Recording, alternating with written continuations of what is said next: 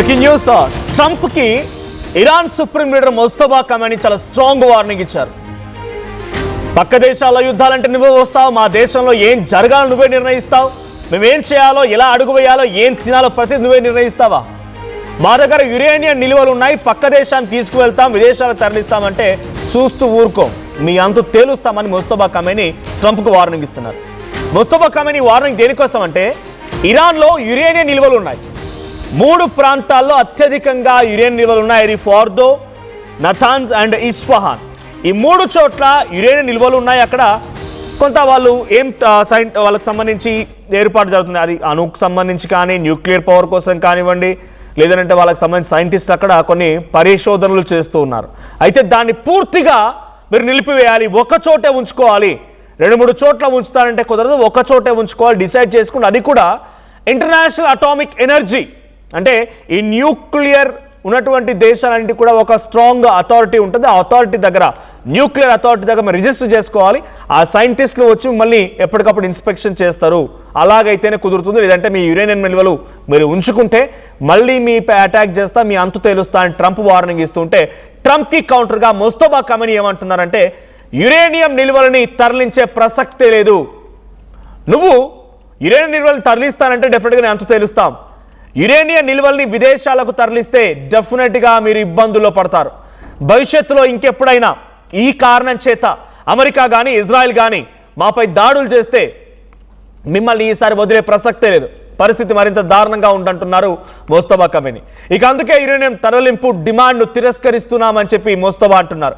అయితే శాంతి ఒప్పందం కోసం ఇరాన్కు 5 ప్రతిపాదనలు పంపిన అమెరికా ప్రధానంగా యురేనియం నిల్వల పైన తరలించడంపై అగ్రిమెంట్లో డెఫినెట్గా సంతకం చేయాలని, ఆ యురేనియం నిల్వల్ని తరలిస్తేందుకు అంగీకరిస్తామని చెప్పాలని, యురేనియం నిల్వల్ని తమకు అప్పగించాలని ట్రంప్ అంటూ ఉన్నారు. అయితే ఇస్ఫహాన్, నతాన్జా అండ్ ఫార్దో ఈ 3 ప్రాంతాల్లో యురేనియం రిజర్వ్స్ ఉన్నాయి. అయితే ఆ రిజర్వ్స్ చేత వాళ్ళు అణుని అంటే న్యూక్లియర్ పవర్ని సిద్ధం చేస్తున్నారు. వాళ్ళ సైంటిస్ట్ అక్కడ పరిశోధనలు జరుగుతూ ఉన్నాయి. అయితే ఇక్కడ ఇంకొక ఇంట్రెస్టింగ్ ఫ్యాక్టర్ ఏంటంటే ఇరాన్కి సైతం సొంతగా వాళ్ళు న్యూక్లియర్ పవర్ చేసేటువంటి టెక్నాలజీ తయారు చేసేది వాళ్ళ దగ్గర ఇండివిజువల్గా ఇండిజినియస్గా లేదు. దానికోసం రష్యాకు సంబంధించినటువంటి కొంతమంది సైంటిస్టులు అండ్ చైనాకు సంబంధించిన కొంతమంది సైంటిస్టులు సహకరిస్తున్నారనేది అమెరికా చేస్తున్నటువంటి ఒక ఆరోపణ, ఒక బిగ్గెస్ట్ డౌట్. వాళ్ళ దగ్గర అంత సొంతగా ఇండిజినియస్గా న్యూక్లియర్ తయారు చేసే సత్తా ఇరాన్ దగ్గర లేదు.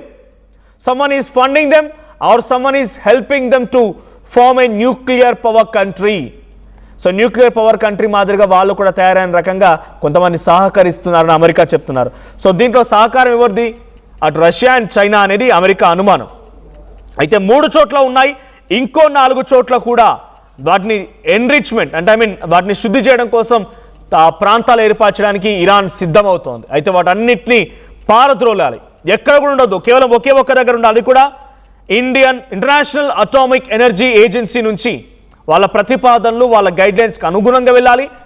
వాళ్ళ సైంటిస్టులు చెప్పడం పరిశోధన చేయాలి. అలా ఉంటేనే మీ దగ్గర యురేనియం రిజర్వ్స్ ఉండనిస్తాను, లేదంటే పూర్తిగా మీ దేశాన్ని అంతమొందిస్తానని ట్రంప్ చెప్తుంటే నువ్వెవడు మాకు చెప్పడానికి? మా దగ్గర యురేనియం రిజర్వ్స్ 100% ఉంటాయి, మేము తరలించడానికి ఒప్పుకోం, మీరు మళ్ళీ ఇదే ఉద్దేశంతో దాడి చేస్తే డెఫినెట్గా మీకు అంతకంతకి సమాధానం చెప్తామంటున్నారు. But is a biggest issue. America మొదటగా ఇరాన్పై ఎందుకు దాడి చేసింది? ఇజ్రాయెల్పై ఇరాన్ తమ వాటిని హౌతీస్ని కానీ, అటువైపు నుంచి లెబనాన్, సిరియా, హమాస్, హెజ్బొల్లా ప్రాక్సీలను రెచ్చగొట్టి ఆ ప్రాక్సీల చేత ఇజ్రాయెల్పై దాడి చేస్తుంటే ఇజ్రాయెల్కి సహకరిస్తున్న అమెరికా, ఇజ్రాయెల్ కొంత ఇజ్రాయెల్ డెవలప్మెంట్ని, ఇజ్రాయెల్కి ఒక తమ్ముళ్లాగా, ఇజ్రాయెల్ని తానే పెంచుకుంటుంటే ఒక పాపలాగా చూసుకుంటున్న అమెరికా ఇజ్రాయెల్పై దాడి చేస్తావా అన్నట్టుగా రాత్రికి రాత్రే ఒకరోజు జూన్ అంటే ఆల్మోస్ట్ ఒక ఏడాది అవుతోంది ఇప్పటికే. సో అప్పుడు అటాక్ చేసింది అమెరికా, ఇరాన్ పైన అమెరికా.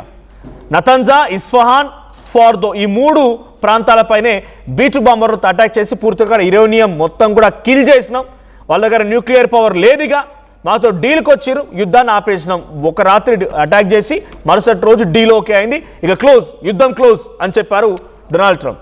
ఆ తర్వాత మళ్ళీ మొదలైంది.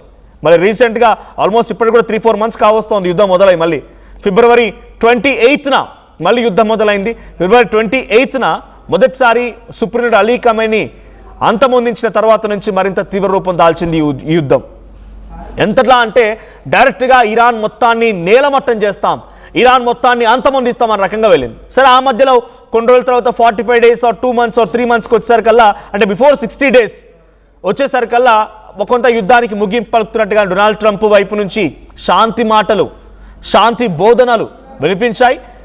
ఇరాన్ నుంచి కూడా కొన్ని డిమాండ్స్ వచ్చాయి. ఆ డిమాండ్స్కి అంగీకరిస్తే మేము యుద్ధాన్ని ఆపేస్తామని ఇరాన్ కూడా చెప్పుకొచ్చింది. కానీ ఇజ్రాయెల్ మాత్రం ఆగలేదు, ప్రాక్సీ దేశాలపైన అటాక్ చేస్తూనే ఉంది.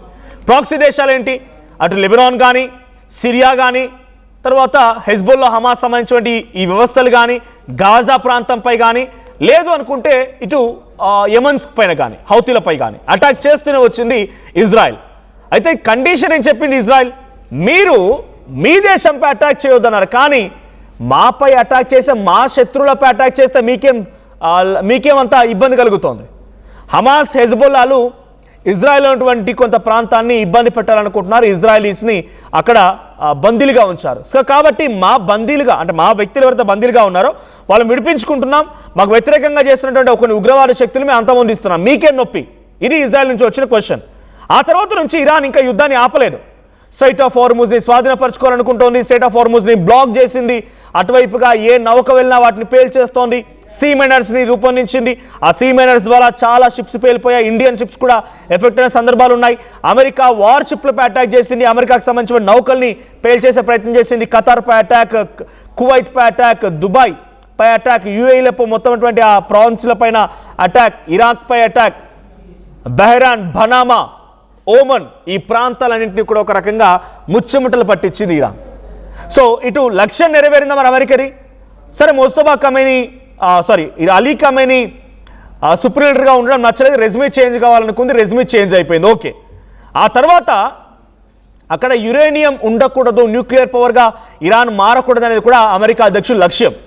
సో మొదటి లక్ష్యం నెరవేరినా ఇంకా ఇరాన్ తమ చెప్పు చేతుల్లోకి రాలేదు. ఎందుకు? న్యూక్లియర్ పవర్గా ఇంకా తయారు చేయాలన్న ఆలోచన ఇరాన్ దగ్గర ఇంకా ఉంది కాబట్టి అమెరికా అధ్యక్షుడు ఏమనుకుంటున్నాడు? పూర్తిగా నా హ్యాండ్ ఓవర్లోకి తీసుకోవాలనుకున్నాను ఇరాన్ నేను, కానీ ఇరాన్ పూర్తిగా నా హ్యాండ్ ఓవర్లోకి రాకపోగా పైపెచ్చు ఇంకా వాళ్ళు రిపీటెడ్గా నాపై ఇంకా కుట్రలు చేస్తున్నారన్న రకంగా అమెరికా భావిస్తోంది. అందుకే యుద్ధాన్ని బై ఛాన్స్ అయినా ఆపలేదు. అంటే ఇది ఆపాలి కాబట్టి ఆపలేదు ఆయనకి ఏ అవకాశం లేదు. ఇక 60 days అయిపోయిన తర్వాత యాజ్ పర్ అమెరికన్ గైడ్లైన్స్ ప్రకారం కూడా అక్కడ కాంగ్రెస్ పర్మిషన్ తీసుకోవాల్సిందే. కాంగ్రెస్ ఇన్ సెన్స్ ఇక్కడ ప్రకారంగా రాజ్యసభ, అక్కడ అప్పర్ హౌస్ సంబంధించి డెసిషన్ తీసుకోవాల్సిందే డ్యూ టు సమ్ గైడ్లైన్స్. 60 రోజులకు పైబడి కనుక యుద్ధం చేసినప్పుడు తీసుకోవాల్సిందే. కాబట్టి ఆయన తీసుకొని యుద్ధాన్ని కొంత సఖ్యత కుదుర్చుకొని మళ్ళీ ఆపాలని ప్రయత్నం చేసినప్పటికీ ఏమాత్రం కుదరలేదు. ఇప్పుడు ముస్తఫా ఖమేనీ చెప్తోంది ఒకటే, న్యూక్లియర్ పవర్గా మేము డెఫినెట్గా ఎదుగుతాము, మమ్మల్ని అడ్డు చెప్పడానికి మీరెవరు? మా దగ్గర నా యురేనియం రిజర్వ్స్ తరలిస్తామంటే డెఫినెట్గా మేము అంతు తేలుస్తాం, మిమ్మల్ని అంతమొందిస్తాం. మళ్ళీ అమెరికా, ఇజ్రాయెల్ ఇదే బూచిగా చూపించి, యురేనియం రిజర్వ్స్ అనేటువంటి పదాన్ని బూచిగా చూపించి మళ్ళీ మైపై అటాక్ చేస్తే డెఫినెట్గా మళ్ళీ కిల్ చేస్తామనేది ముస్తఫా ఖమేనీ ఇస్తున్న వార్నింగ్. కానీ ట్రంప్ ఏమంటున్నారు? మీరు డెఫినెట్గా అప్పగించాల్సిందే, యురేనియం రిజర్వ్స్ని అప్పగిస్తేనే మేము వాటికి తదనుగుణంగా పనిచేస్తాం, వాటికి తదనుగుణంగా మీ యుద్ధాన్ని ఆపుతాం, లేదనుకుంటే యుద్ధం ఆగదు. ఇది ట్రంప్ నుంచి వస్తున్న వార్నింగ్. కానీ ఇరాన్ ఏమాత్రం వినదు. బికాజ్ వాళ్ళ ఓన్ రిసోర్సెస్ వాళ్ళు ఏం చేయాలి, ఎలా ఉపయోగించుకోవాలి, వాళ్ళ సెల్ఫ్ డిసిషన్ ఉంటుంది. అమెరికా ఏమైనా మొత్తం ప్రపంచ దేశాలకి అధ్యక్షుడు కాదు కదా డొనాల్డ్ ట్రంప్. శాంతి బోధకుడిగా శాంతి నెలకొల్పాలని ప్రయత్నం చేస్తూ అంటున్నాడు. కానీ క్యూబా మీద చేసింది క్యూబా మీద అటాక్ చేయబోతున్నటువంటి ఆ సిచ్యువేషన్ శాంతియా? గ్రీన్లాండ్ని స్వాధీనపరచుకోవాలనేది శాంతియా? వెనుజులాని పూర్తిగా అక్కడ ప్రధాని, అక్కడ ప్రెసిడెన్సీ మొత్తాన్ని నిర్బంధించి తీసుకెళ్ళింది, అది పీస్ కింద వస్తుందా? So he never wants a peace, he wants business out of the wars. యుద్ధాల్లో నుంచి ఆయనకు బిజినెస్ కావాలి. సో ఇప్పుడు కూడా చేస్తుంది అదే, అగ్గోకు దొరుకుతున్నాయి, తక్కువకు దొరుకుతున్నాయి, ఎలాగైనా చెప్పి వీళ్ళని బెదిరించి యురేనియం రిజర్వ్స్ ఇక్కడ నుంచి ఎత్తికెళ్తే యురేనియం రిజర్వ్స్తోని మేము ఏదైనా లబ్ధి పొందొచ్చు అనే రకంగా అమెరికా అధ్యక్షుడు డొనాల్డ్ ట్రంప్ భావిస్తున్నట్టుగా అర్థమవుతోంది. నా కొలీగ్ కళ్యాణ్ జాయిన్ అవుతున్నారు. కళ్యాణ్, యురేనియం రిజర్వ్స్ అనేది ఇరాన్ ఓన్ సోర్స్, వాళ్ళకు ఉన్నటువంటి రిసోర్స్ అవి, వాళ్ళు దాన్ని ఎలా ఉపయోగించుకుంటారు, ఏం చేయబోతున్నారు అనేది it's up to their matter. కానీ Donald Trump is not a president to the whole nation, అంటే టు ద హోల్ వరల్డ్. ఆయన ప్రెసిడెంట్ ఏం కాదు, he is a president to the just a nation in the world, America. కానీ ఆయన control చేసే ప్రయత్నం చేస్తున్నాడు. ఇఫ్ ఎట్ ఆల్ ఆయన నిజంగానే కంట్రోల్ చేసే ప్రయత్నం చేస్తున్నారు, న్యూక్లియర్ వెపన్ ఉండడం మూలంగా ప్రపంచ అశాంతికి ఆ దేశాలు కోరుకునే అవకాశం ఉంది కాబట్టి అనుకుంటే, పాకిస్తాన్ దగ్గర న్యూక్లియర్ ఉంది, మరి ఫ్రెండ్లీ నేషనే కదా. పాకిస్తాన్ దగ్గర న్యూక్లియర్కి యాక్సెప్టెన్స్ ఉన్న డొనాల్డ్ ట్రంప్ ఇరాన్ దగ్గర న్యూక్లియర్ ఎందుకు యాక్సెప్ట్ చేయలేకపోతున్నాడు? ఇప్పుడు ముస్తఫా కామెంట్ రియాక్షన్ తర్వాత ట్రంప్ యాక్షన్ ఏముండే అవకాశం ఉంది? మనోజ్, మొదటి నుంచి చూస్తే అమెరికా 2024 అక్టోబర్లో కూడా దాడులను నిర్వహించింది. అప్పుడు కూడా న్యూక్లియర్ ప్రోగ్రామ్ ని ఇరాన్ ముందుకు తీసుకెళ్లే ప్రయత్నం చేస్తుంది. మిడిల్ ఈస్టర్న్ కంట్రీస్ కి శాంతి భద్రతలకు కొంత ఆటంకం కలిగే అవకాశం ఉంటుంది. ఒక న్యూక్లియర్ బాంబ్ అని కనుక ఇరాన్ తయారు చేస్తే మిడిల్ ఈస్టర్న్ కంట్రీస్ లో దాని ఆధిపత్యం అనేది పెరిగే అవకాశం ఉంటుంది. కాబట్టి ఇరాన్ ని ఎలాగైనా, ఇరాన్ దగ్గర ఉన్న యురేనియం రిజర్వ్స్ ని ఎలాగైనా తీసేసుకోవాలన్న ఉద్దేశాన్ని గల్ఫ్ కంట్రీలు అమెరికాకి ముందు నుంచి తోసిపుచ్చాయి. మరి ముఖ్యంగా సౌదీ అరేబియా ఇలాంటి కంట్రీస్ ఇరాన్ దగ్గర ఉన్న యురేనియం రిజర్వ్స్ ని ఎలాగైనా కట్టడి చేయాలి, కంట్రోల్ చేయాలి అని చెప్పుకొచ్చారు. ఇరాన్ ఒక పక్కన మనం చూసుకుంటే కనుక ఇరాన్ దగ్గర 440 కిలోల యురేనియం రిజర్వ్స్ ఉన్నాయి. ఆ రిజర్వ్స్ ని 60% ప్యూరిఫికేషన్ ఇప్పటిదాకా చేశారు. ఇస్ఫహాన్, నతాన్స్ అనే 2 న్యూక్లియర్ పవర్ ప్లాంట్స్ ఏవైతే ఉన్నాయో ఆ పవర్ ప్లాంట్స్ లో ప్రస్తుతానికి వాటిని 60% దాకా ప్యూరిఫై చేశారు with the help of Russian సైంటిస్టులు అక్కడ ఉండి ఆ ప్యూరిఫికేషన్ ప్రాసెస్ ని కంటిన్యూ చేస్తున్నప్పుడు ఇరాన్ పైన అమెరికా దాడులని, అంటే ఈ న్యూక్లియర్ పవర్ ప్లాంట్స్ పైన కూడా దాడులను నిర్వహించింది. ఆ ప్లాంట్స్ పక్కనే ఉన్న కొన్ని బిల్డింగ్స్ ని ధ్వంసం చేయడంతో రష్యా కూడా ఆ సైంటిస్టులని వెనకకు తీసేసుకుంది. ప్రస్తుతానికి ఇరాన్ చెప్తున్న మాట ఏంటంటే, ఒక సోవెర్న్ కంట్రీ, ఒక ఇండిపెండెంట్ నేషన్ గా నేను ప్రొడ్యూస్ చేసుకోవచ్చు, నేను పవర్ ప్లాంట్స్ ని పవర్ జనరేట్ చేసుకోవడానికి కానీ యురేనియం ని ప్యూరిఫై చేసుకోవడానికి నాకు హక్కు ఉంది, నా హక్కుని కాలరాసే అధికారం అమెరికాకి కానీ ప్రపంచంలో ఏ దేశానికి కూడా లేదు అన్నది ఇరాన్ వాదన. అమెరికా మొదటి నుంచి స్ట్రెయిట్ ఆఫ్ హార్మోజ్ కానీ ఇరాన్ పైన దాడిని కానీ ఆపడానికి, నిలిపివేయడానికి ముందుకు తీసుకొచ్చిన పాయింట్స్ లో ఎప్పటి నుంచో ముందుకు తీసుకొచ్చిన పాయింట్, ఎప్పుడు ఉన్న పాయింట్ ఏంటంటే యురేనియం రిజర్వ్స్ ని ఇంటర్నేషనల్ అటామిక్ ఎనర్జీ ఏజెన్సీకి అప్పజెప్పాలి, లేకపోతే మీరు ఎక్కడైతే ప్యూరిఫై చేస్తున్నారో ఇస్ఫహాన్ కానీ నతాన్స్ కానీ ఎక్కడైతే ప్యూరిఫై చేస్తున్నారో అక్కడికి ఇంటర్నేషనల్ అటామిక్ ఎనర్జీ ఏజెన్సీకి సంబంధించిన బృందాలు ఎప్పుడైనా వచ్చి చెక్ చేసి వెళ్లే అవకాశాన్నన్నా ఇవ్వాలి అంటూ ఇటు ట్రంప్ ముందుకు తీసుకొచ్చే ప్రయత్నం చేశారు. ఈ పాయింట్ ని అమెరికా ముందుకు తీసుకొచ్చే ప్రయత్నం చేసింది. కానీ దానికి ససేమిరా నో అంటూనే వస్తుంది ఇరాన్. సో రానున్న రోజుల్లో ఇది మొదటి నుంచి వాదిస్తున్న పాయింటే. మరో పక్కన దీనికి యాడ్ ఆన్ గా ప్రస్తుతానికి స్ట్రెయిట్ ఆఫ్ హార్మోజ్ కంట్రోల్ అనేది యాడ్ ఆన్ గా మారిపోయింది. సో స్ట్రెయిట్ ఆఫ్ హార్మోజ్ ఇప్పుడు కీలకంగా మారిపోయింది. ఆర్థిక పరిస్థితుల గురించి మనం ఒక్కసారి మాట్లాడుకుంటే కనుక ప్రధానమంత్రి మోదీ కూడా ఆర్థిక పరిస్థితుల గురించి చెప్పారు. 2026లో గడ్డు పరిస్థితులను ఎదుర్కోవాల్సిన అవకాశం ఉన్నట్టు చాలా క్లియర్ గా ఆయన చెప్పుకొచ్చారు.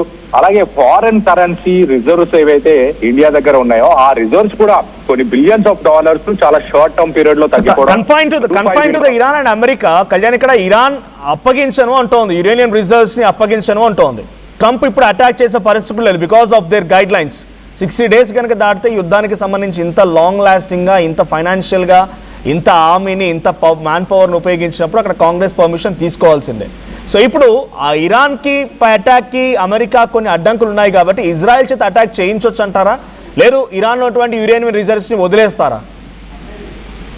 వదిలేసే అవకాశం అయితే ప్రసక్తి అయితే లేదు. ఖచ్చితంగా ట్రంప్ దాన్ని ఏదో ఒక రకంగా ఇరాన్ ని ఇబ్బంది పెట్టాలి. బికాస్ ట్రంప్ ఒక ఈగోయిస్టిక్ పర్సన్. ముందు నుంచి మనం చూస్తే తన ఈగోకు తీసుకునే చాలా పనులు ఇప్పటిదాకా చేశాడు. చాలా పాలసీ మేకింగ్ కావచ్చు, ఇవన్నీ కూడా ఈగోకు తీసుకొని one of the egoist presidents in American history అని చెప్పొచ్చు. అలాంటి ట్రంప్ వెనక్కి తగ్గుతాడంటే అసలు ఒప్పుకోను. మేబీ మొత్తం ఎలక్షన్స్ అయిపోయిన తర్వాత మరొకసారి, ఇప్పుడు 2024లో అటాక్ చేశారు, మళ్ళీ ముందుకెళ్ళిన తర్వాత మళ్ళీ అటాక్ చేసే అవకాశం ఖచ్చితంగా ఉంది.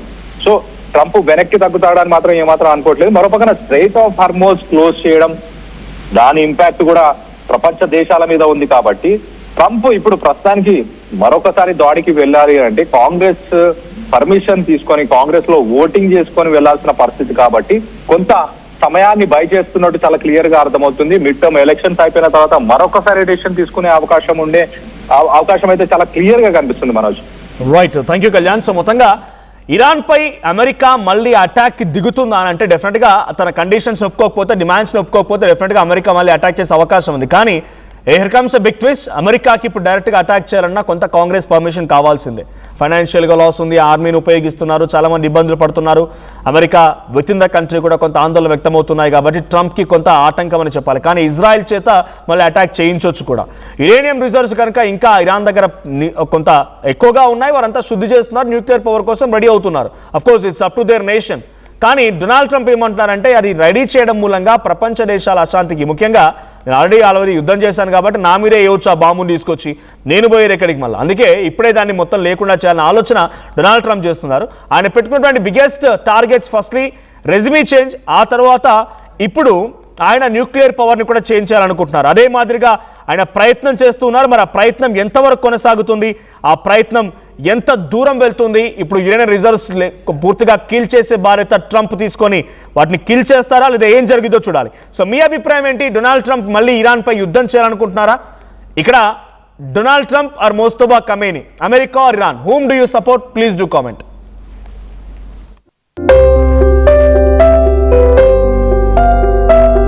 చిన్న చిన్న ఆనందాలు 35 ఏళ్లుగా నా జీవితంలో లేవు.